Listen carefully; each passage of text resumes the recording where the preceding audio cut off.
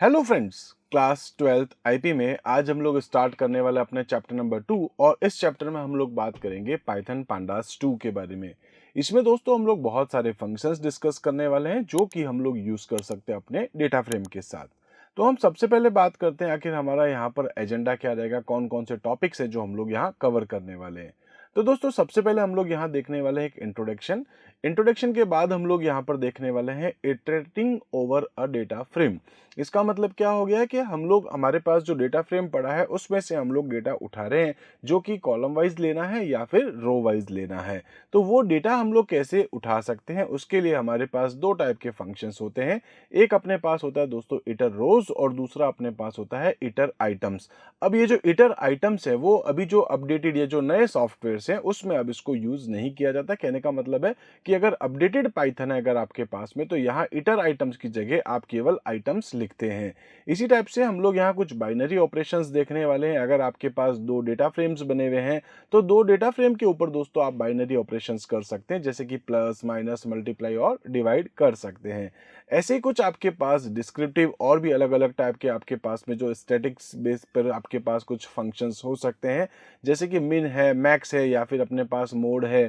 ठीक है, इसी टाइप से हम लोग यहाँ पर मीन या मीडियन देख सकते हैं। ऐसे ही हम लोग कई बार जो है वो मॉड के ऊपर हम लोग यहाँ यूज करते हैं NaN, यानी कि अगर हमारे पास कोई एम्प्टी वैल्यू है, ठीक है, या अगर हम लोग कह सकते हैं कि कोई नल वैल्यू है या कह सकते हैं कि नॉट अ नंबर टाइप की वैल्यू है, तो उसको हम लोग कैसे मैनेज करते हैं। ऐसे ही हम लोग यहाँ पर बात करेंगे काउंट फंक्शंस को लेकर के, सम फंक्शन को लेकर के। ऐसे ही हम लोग यहाँ पर क्वांटाइल या फिर हम लोग यहाँ पर एसटीडी या VAR नाम के फंक्शंस को भी डिस्कस करने वाले हैं। साथ साथ में दोस्तों हम लोग कुछ अदर टाइप के एसेंशियल फंक्शंस को डिस्कस करेंगे, जिसमें हम बात करेंगे इन्फो को लेकर के, हेड को लेकर के, टेल को लेकर के। इसी टाइप से दोस्तों हम लोग यहाँ पर कुछ क्यूमुलेटिव कैलकुलेशन फंक्शंस भी देखेंगे, जैसे कि कम सम होगा यानी कि क्यूमुलेटिव सम होगा। हम लोग यहाँ पे जो है वो प्रोडक्ट देखेंगे, इसको हम लोग बोलते हैं कि CUM यानी कि क्यूमुलेटिव प्रोडक्ट है। इसी टाइप से क्यूमुलेटिव मैक्स है या फिर क्यूमुलेटिव मिन है अपने पास। ऐसे ही हम लोग यहाँ नेक्स्ट बात करने वाले हैं applying function on a subset of data frame. तो हम लोग यहाँ पर जो है कुछ और फंक्शंस अप्लाई कराएंगे अपने डेटा फ्रेम के सबसेट के ऊपर। इसी टाइप से हम लोग देखेंगे applying function on a column of a data frame. तो डेटा फ्रेम का एक जो पर्टिकुलर कॉलम है उस पर भी हम लोग अलग अलग टाइप के फंक्शंस अप्लाई कर सकते हैं जो देखेंगे। इसी टाइप से हम लोग यहाँ देखेंगे applying function on multiple column. आप एक से ज़्यादा कॉलम के ऊपर भी दोस्तों बहुत सारे फंक्शंस अप्लाई कर सकते हैं डेटा फ्रेम के, उसको हम लोग यहाँ देखेंगे। इसी टाइप से हम लोग यहाँ पर रेंज को भी यूज़ करेंगे। तो applying function on a range, हमारे डेटा फ्रेम के अंदर एक रेंज होगी, उसके ऊपर अगर आप कोई फंक्शन अप्लाई करना चाहते हैं तो वो भी हम यहाँ कर सकते हैं। सिमिलरली दोस्तों हम लोग यहाँ पर बात करेंगे applying function to a subset of data frame. ठीक है, तो ये बिल्कुल वही है जो आप ऊपर भी देख रहे हैं, इसमें हम लोग कुछ फंक्शंस डिस्कस करेंगे। इसी टाइप से हम लोग यहाँ बात करेंगे कि हैंडलिंग मिसिंग डेटा। अगर हमारे पास कुछ मिसिंग डेटा है, कुछ एम्प्टी डेटा है, तो उसको कैसे हम लोग हैंडल कर सकते हैं। ऐसे ही डिटेक्ट करना, फिल्टर करना मिसिंग डेटा को यूजिंग इज नल फंक्शन के थ्रू। तो हम लोग इज नल फंक्शन को देखेंगे। इसी टाइप से दोस्तों हम लोग यहाँ ड्रॉप NA को भी देखेंगे। इसमें क्या होता है, dropping missing data value using drop NA। ठीक है, तो NA मतलब हम लोग कह सकते हैं नल वैल्यू है, या फिर NaN भी हम लोग कई बार कहते हैं नॉट अ नंबर। ठीक है, तो यहाँ हम लोग उसको कैसे ड्रॉप कर सकते हैं। इसी टाइप से हम लोग फिल्टर करेंगे, filtering missing data using fill NA function. इसी टाइप से हम लोग देखेंगे फंक्शन ग्रुप बाय। तो ऐसे बहुत सारे फंक्शंस हैं कुल मिलाकर के इस चैप्टर में जो हम लोग अप्लाई करने वाले हैं अपने डेटा फ्रेम के ऊपर। तो दोस्तों डेटा फ्रेम जो है वो आखिर होता क्या है, तो हम बहुत अच्छे से जानते हैं कि डेटा फ्रेम जिसमें हम लोग 2D में डेटा स्टोर करते हैं। तो एक ऐसे इंट्रोडक्शन है कि पाइथन जो है वो आपके पास एक ओपन सोर्स और एक पावरफुल लाइब्रेरी आपके पास होती है।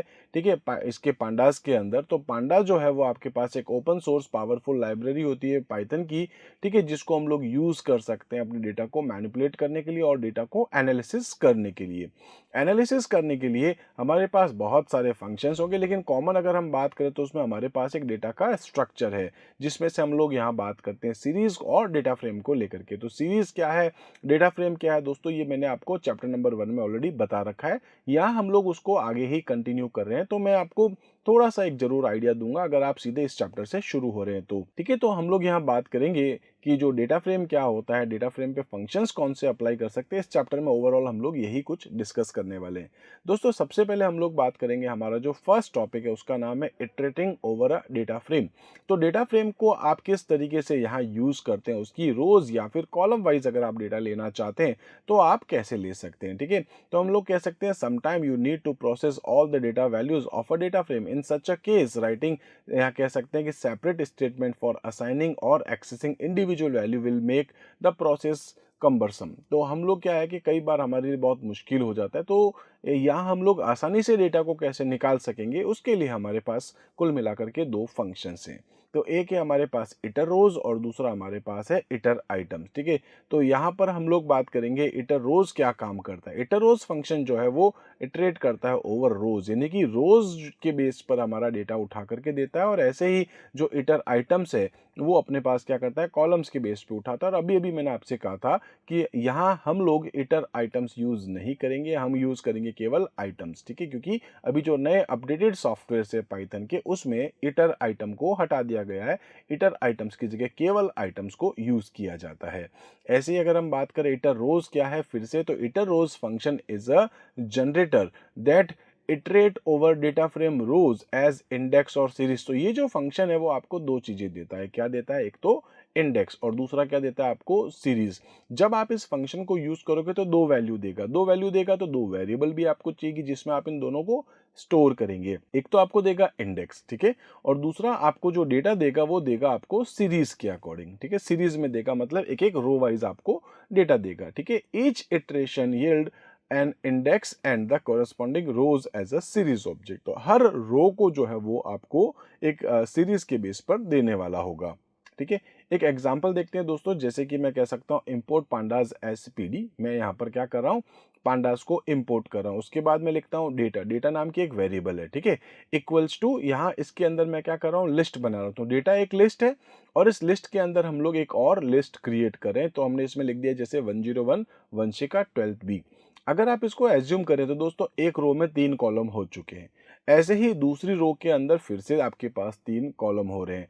ऐसे ही थर्ड रो में आपके पास फिर से कुछ रोज और कॉलम, और ऐसे ही यहाँ पर भी आपके पास कुछ इस रो के अंदर कुछ कॉलम्स है। तो कुल मिलाकर के आपके पास दोस्तों है 4 रो और उसमें आपके पास है 3 कॉलम्स। अब हमको डेटा उठाना है, हम चाहते हैं यहाँ से जो डेटा है वो ऐसे आए 101 Vanshika 12th B row wise, ठीक है, 102 स्नेहा 12th बी, इसी टाइप से 103 भव्या 12th बी, इसी टाइप से 104 असीम 12th बी। तो अगर आप एक एक रो वाइज अगर डेटा लेना चाहते हैं तो उसके लिए आपके पास फंक्शन का नाम है यहाँ पर इटर रोज, ठीक है। तो हम लोग क्या करते हैं, ये जो डेटा है अपने पास जिसके अंदर हमने अपनी नेस्टेड लिस्ट बनाई है, इसको हम लोग यहाँ पास कर देते हैं डेटा फ्रेम में। तो मैंने लिख दिया है पी डी इक्वल्स टू, ठीक है, या डीएफ जो है डेटा फ्रेम बना रहा हूँ equals to PD dot data frame. अब जो डेटा फ्रेम बनाएगा किसको बनाएगा दोस्तों, डेटा को। तो जो हमारा डेटा है उसके बेस पर हमारा एक डेटा फ्रेम बन जाएगा।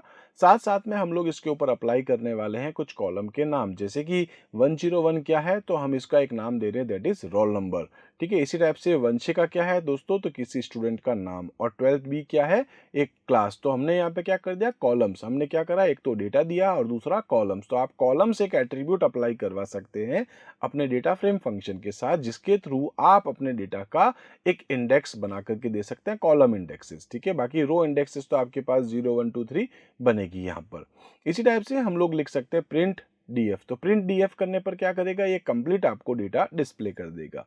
उसके बाद दोस्तों मैं यहाँ एक एम्प्टी ब्लैंक रो ले रहा हूँ, ठीक है, ऐसे ही खाली एक रो ले रहा हूँ तो अच्छा दिखे।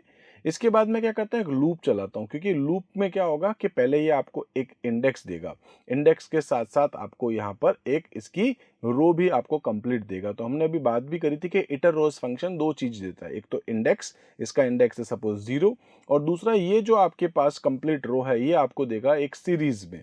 अब उन दोनों डेटा को हम लोग ले रहे हैं, एक तो मैं लिखता हूँ रो नाम की वेरिएबल में और दूसरा ले रहा हूँ मैं यहाँ पर रो सीरीज में। तो मैंने क्या लिख दिया, एक सिंपल सा लूप चला है, क्योंकि मेरे को यहाँ 1 2 3 4 जितना भी डेटा आपके पास डेटा फ्रेम में पड़ा है पूरा का पूरा उठाना है। तो मैंने क्या लिख दिया, फॉर रोज कॉमा या row comma rose series in, ठीक है। अब डेटा कहाँ से ले रहा हूं मैं, इस लूप में डेटा कहाँ से आ रहा है, तो यहाँ से df डॉट इटर रोज, ये एक एक डेटा आपको देता जाएगा।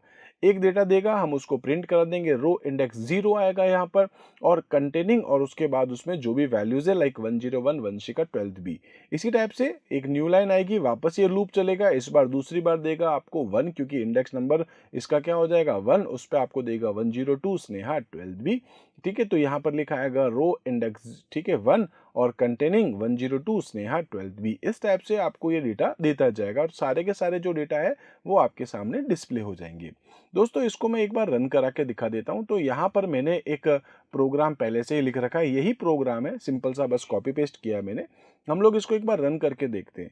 तो यहाँ आप देखेंगे कि जो मैंने डेटा लिखा था उसको वो एक एक रो में आपको डेटा देता जाएगा। ठीक है, तो आप देखेंगे सबसे पहले ये हमारा था complete data 101 Vanshika 12th B, जो कि हमने यहाँ पर लिखा है। ठीक है, ये वाला डेटा है हमारा कंप्लीट। ठीक है, इस डेटा को हमने इसमें पास कर दिया है और इसके ऊपर कॉलम नेम हमने क्या रख दिया है, रो नंबर या रोल नंबर है, नेम है और क्लास है। तो आप देखेंगे ये रहा अपने पास कॉलम रोल नंबर, नेम और क्लास। अब इसमें से मैं क्या कर रहा हूँ कि पहली रो उठा रहा हूँ, तो मैंने लिखा है row index 0 containing roll number क्या है 101, नेम है वंशिका 12th बी। ठीक है, तो इस तरीके से हम यहाँ पर एक डेटा उठा रहे हैं और वो डेटा हमारा किस में आ रहा है, रो और रो सीरीज में। ठीक है, इसी टाइप से नेक्स्ट जब ये लूप चलेगा तो दूसरा डेटा आएगा अपने पास, ये वाला स्नेहा वाला।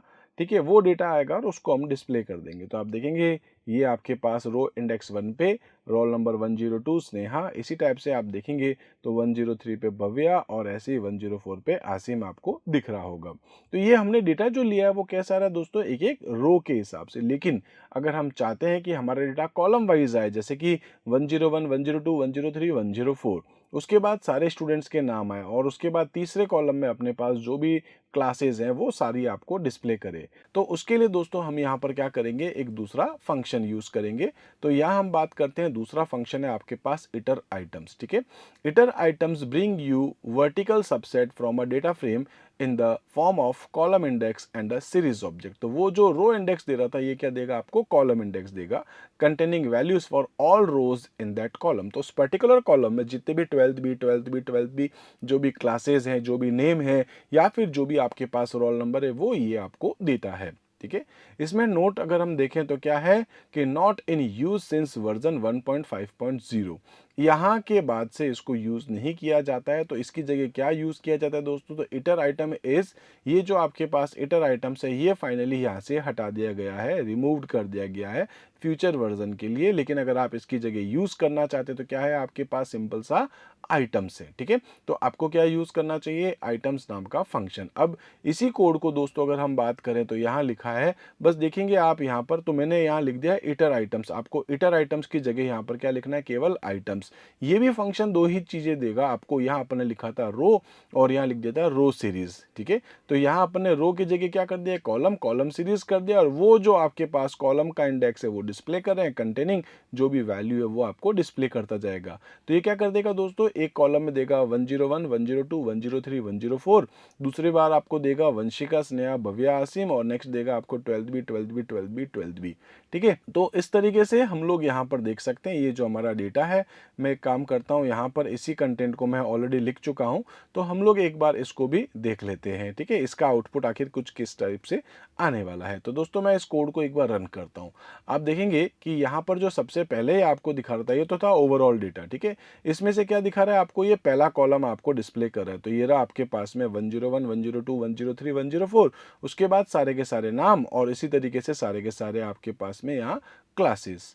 तो यहाँ हमने क्या देख लिया है कि अगर आप चाहें तो हमारे पास ऐसे फंक्शंस हैं जिसके थ्रू आप यहाँ कंप्लीट डेटा देखना है, तब तो सिंपल सा था, प्रिंट के अंदर डीएफ लिख दो। लेकिन अगर आप चाहते हो कि इसमें से आपको रो वाइज डेटा देखना है या आपको कॉलम वाइज डेटा देखना है, तो फिर आप यहाँ पर इटर रोज या इटर आइटम्स की जगह आप यहाँ पर आइटम्स फंक्शन को यूज कर सकते हैं। आई होप दोस्तों दोनों फंक्शंस आपको बहुत अच्छे से समझ में आ चुके होंगे, प्रैक्टिकली हमने इसको करके देख लिया। तो आप भी अपने बुक के हिसाब से या कोई दूसरा एग्जाम्पल के हिसाब से इसको एक बार जरूर देखिएगा। ठीक है, तो कुल मिलाकर के दोस्तों आज हम लोग एक बार इतना ही देख लेते हैं। अगले वीडियो में मैं आपको कुछ और नेक्स्ट फंक्शंस दिखाने वाला हूं जिसमें हम प्रैक्टिकली बात करेंगे और भी बहुत सारे टॉपिक्स को लेकर के। तो दोस्तों नेक्स्ट जो हमारे पास टॉपिक है उसका नाम है बाइनरी ऑपरेशंस। तो बाइनरी ऑपरेशंस क्या होते हैं, that means plus minus multiply divide, ये मैं आपको बताता हूं अपने अगले वीडियो में। तब तक के लिए आप मेरे साथ जुड़े रहिए। Thank you.